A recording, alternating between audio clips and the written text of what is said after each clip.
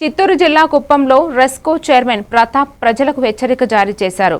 రెస్కోలో ఉద్యోగాలు ఇప్పిస్తామని చెబుతూ కొందరు వ్యక్తులు ప్రజల వద్ద నుండి 2 లక్షల నుండి 5 లక్షల వరకు వసూలు చేస్తున్నారని తెలిపారు. రెస్క్యూలో ప్రస్తుతం ఎలాంటి కొత్త నియామకాలు లేవని, డబ్బులు ఇచ్చి ఉద్యోగాలు పొందాలని ఎవరు చెబితే నమ్మరాదని ఆయన స్పష్టం చేశారు. గత 5 ఏళ్లలో లైసెన్స్ లేకుండా విచ్చలవిడిగా నియామకాలు జరిగినట్లు గుర్తించామని చెప్పారు. ఈ వ్యవహారంలో ఉద్యోగుల ప్రమేయం కంటే కఠిన చర్యలు తీసుకుంటామని హెచ్చరించారు.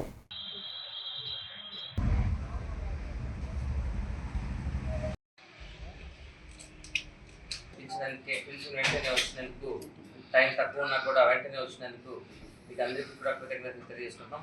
అదేవిధంగా నాతోటి ఈ కమిటీకి అంతా కూడా నా కృతజ్ఞతలు తెలియజేసుకుంటున్నాను.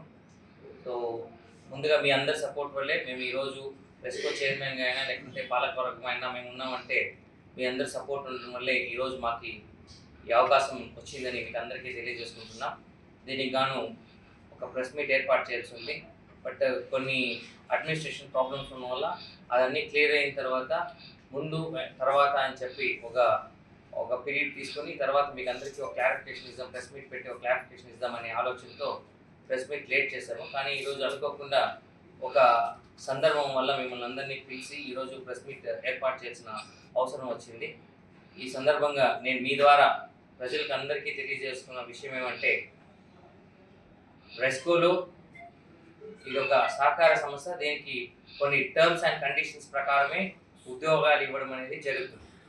లాస్ట్ 5 సంవత్సరాల్లో వాళ్ళు ఏ విధమైన కండిషన్స్ పాటించకుండా 2021కి లైసెన్స్ అయిపోతే లైసెన్స్ రెన్యూవల్ కూడా చేయకుండా, ఏ విధమైన సిస్టమ్ అడ్మినిస్ట్రేషన్ ఫాలో అవ్వకుండా, ఎక్కడ ఎస్ఆర్లో కూడా సిగ్నేచర్స్ లేకుండా విచ్చలవిడితనంగా ఉద్యోగాలు అనేది కల్పించారు.